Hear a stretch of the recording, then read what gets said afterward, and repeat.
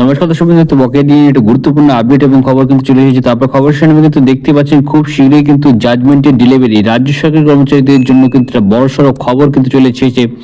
DA মামলায় রায়দান নিয়ে কিন্তু বড় খবর আসলো। তো বাংলা হ্যান্ডেক্স মাসের পর মাস পেরিয়ে যাচ্ছে, জানুয়ারি মাসের শেষ, তবে এবার কিন্তু ডিএ মামলার রায়দান হলো না। গত 28 সেপ্টেম্বর কিন্তু এবার সরকারি কর্মীদের মহার্ঘ ভাতা বা ডিএ মামলায় কিন্তু অর্থাৎ ডিএলএস অ্যালাউন্স মামলার চূড়ান্ত শুনানি সমাপ্ত হয়েছিল সুপ্রিম কোর্টে। তারপর থেকে রায়দানের অপেক্ষায় কিন্তু সুপ্রিম কোর্টে অপেক্ষায় গুনছে সরকারি কর্মীরা।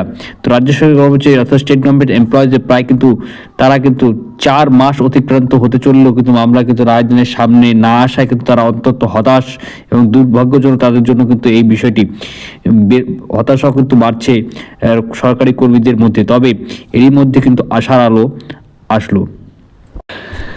ডিএ মামলায় রায়দান কবে, এই বিষয়ে কিন্তু এবার সরকারি কর্মচারীদের সংগঠনের ইউনিট ফোরামের আহ্বায়ক দেবপ্রসাদ হালদার কিন্তু জানালেন, বকেয়া ডিএ মামলার রায় কিন্তু খুব শীঘ্রই আসতে চলেছে এবং সেই নিয়ে খোঁজ নিতে তিনি সুপ্রিম কোর্টে গেছেন।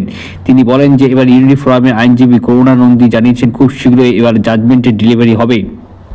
যদিও খুব শীঘ্রই বলতে ঠিক কবে হবে তা দিন কিন্তু কবে হবে বা তার কত দিনের মধ্যে হবে সে ঘোষণা সেটা কিন্তু এখনো নিশ্চিত জানা যাচ্ছে না এবং রায়দানের ঘোষণা শীঘ্রই হবে এটা কিন্তু জানা গেছে। সেই বিষয়ে কোনো মন্তব্য তিনি কিন্তু করতে চায়নি দেবপ্রসাদ বাবু। তো এবার কিন্তু সাধারণত সুপ্রিম কোর্টের নির্দেশিকা অনুযায়ী কিন্তু শুনানি শেষ হওয়ার পর 3 মাস পর্যন্ত কিন্তু রায়দানে হয়ে যাওয়ার কথা, কিন্তু এক্ষেত্রে কিন্তু তা না হয় কিন্তু অনেকের মনে কিন্তু প্রশ্ন উঠতে চলেছে এবং প্রশ্ন উঠেছেও বটে। এবার আদালতের ভূমিকা নিয়েও কিন্তু প্রশ্ন তুলতে শুরু করেছে কর্মচারী মহল। সুপ্রিম কোর্টের উপর আস্থা থাকলেও রায়দানে এখনো না হওয়ায় কিন্তু সব মিলে হতাশা বাড়ছে সরকারি কর্মীদের মধ্যে এবং গভর্নমেন্ট এমপ্লয়িজদের মধ্যে। এই বিষয়টি কিন্তু অনেকটা তাদের কিন্তু হতাশা গ্রাস করছে।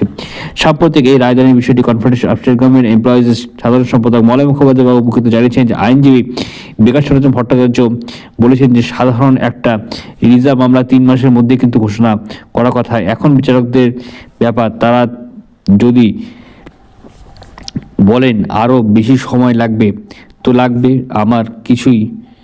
আমরা কিছুই বলতে পারবো না। আবার কনফেডারেশন অফ স্টেট গভর্নমেন্ট এমপ্লয়িজের আইনজীবী ফিরদৌস সালাম কিন্তু সাম্প্রতিক দাবি করেন যে কবে বকেয়া ডিএ মামলার রায়দান করা হবে তা নিয়ে কিন্তু প্রতি মুহূর্তে কিন্তু প্রশ্ন করা হলেও কিন্তু এবার উত্তর জানা যায়নি। ঠিক কোন সময় ডিএ মামলার রায়দান করা হবে তা রাজ্য সরকারি কর্মচারীদের সমাজের কেউ কিন্তু ঠিক জানা নেই বলেই মন্তব্য করেন তিনি। আইনজীবী বলেন পুরোপুরি সুপ্রিম কোর্টের হাতে রয়েছে, সব মিলিয়ে কিন্তু মামলার রায়দান কবে হবে তা নিয়ে কিন্তু সংশয়ে রাজ্য সরকারি কর্মচারী এবং কর্মী সংগঠনের লোকেরা। তো আশা করছি আজকে ভালো হচ্ছে, লাইক করে শেয়ার করে চ্যানেল সাবস্ক্রাইব করে পাশে বেটা অবশ্যই বেশ করে। জয় হিন্দ, বন্দে মাতরম, ধন্যবাদ ভিডিওটি দেখার জন্য।